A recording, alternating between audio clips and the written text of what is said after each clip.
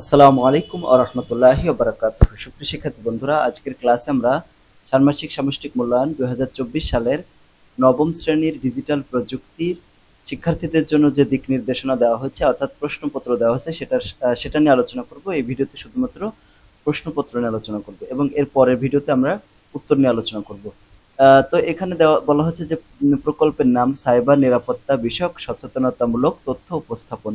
এই হেডলাইনের উপর তোমাদের কাজটা করতে হবে। তো দেখো, ডিজিটাল প্রযুক্তির ব্যবহার বৃদ্ধির সাথে সাথে এর নিরাপত্তা ঝুঁকি ও ক্রমাগত বেড়ে চলেছে। এলাকার নাগরিক সাধারণ নাগরিক যারা এ ব্যাপারে সচেতন না, তারা বিভিন্ন সময় নানামুখী সমস্যায় পড়েছে। মোবাইল বা অন্য যে কোনো ডিভাইস ব্যবহারে তেমন নিরাপত্তামূলক ব্যবস্থা না থাকায় এলাকার লোকজন প্রায়শই সমস্যায় পড়ে ব্যক্তিগত, আর্থিক এমনকি সামাজিক সমস্যায় পড়েছেন। এই বিষয়ে স্থানীয় লোকজনের মাঝে সচেতনতা বৃদ্ধির জন্য তোমাদের এগিয়ে আসা জরুরি, যার একটি চেষ্টা এই প্রকল্পের মাধ্যমে শুরু করতে হবে। সেজন্য তোমাদের বিদ্যালয়ের বার্ষিক সম্মেলন বা অনুষ্ঠানে সাইবার নিরাপত্তা বিষয়ে স্থানীয় নাগরিকদের মাঝে সচেতনতা তৈরির প্রস্তুতির লক্ষ্যে 4 জনের দলগত একটি সৃজনশীল উপস্থাপনা প্রণয়ন করতে হবে।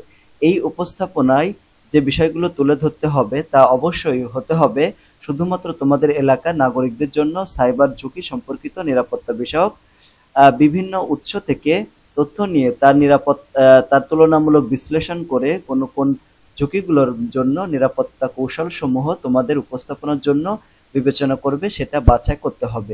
প্রতিটি উপস্থাপনার উপর দলভিত্তিক বুকলেট তৈরি করতে হবে, যা সম্মেলন বা অনুষ্ঠানের দিন তোমাদের শ্রেণীর স্টলে প্রদর্শন করতে হবে।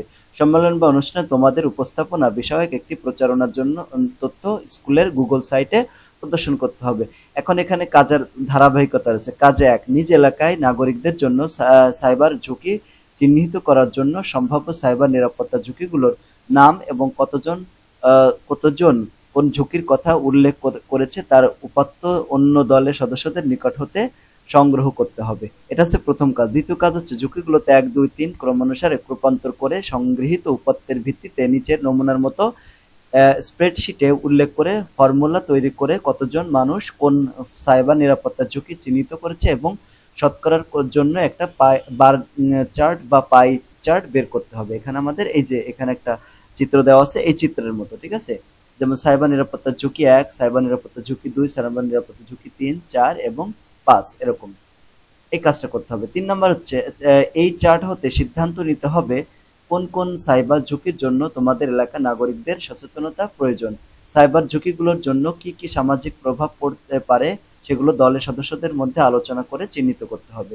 তারপরে 5 নম্বর, প্রতিটি সাইবার ঝুঁকি হতে নিরাপদ থাকার সম্ভাব্য কৌশল কি কি হতে পারে সেগুলো নিজ দলে আলোচনা, অন্যদের সদস্যদের সাক্ষাৎকার এবং সুযোগ থাকলে ইন্টারনেট থেকে সংগ্রহ করে সেই তথ্যগুলো খাতার কাগজে নিচের ছকের মতো করে লিখতে হবে। যেরকম নিজ এলাকার সদস্যদের থেকে প্রাপ্ত কৌশল, অন্য দলের সদস্যদের থেকে প্রাপ্ত কৌশল, ইন্টারনেট হতে প্রাপ্ত কৌশল।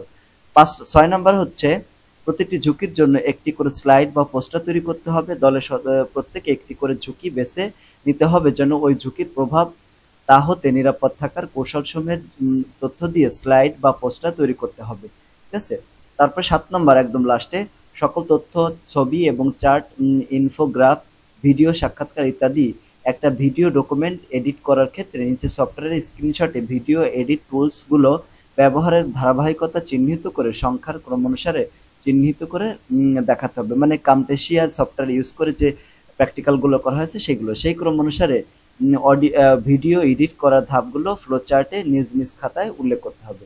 এটা আমরা করব, এইভাবে আমাদের কাজটা শেষ করতে হবে। এই ছিল তোমাদের ষান্মাসিক সামষ্টিক মূল্যায়নের প্রশ্নপত্র।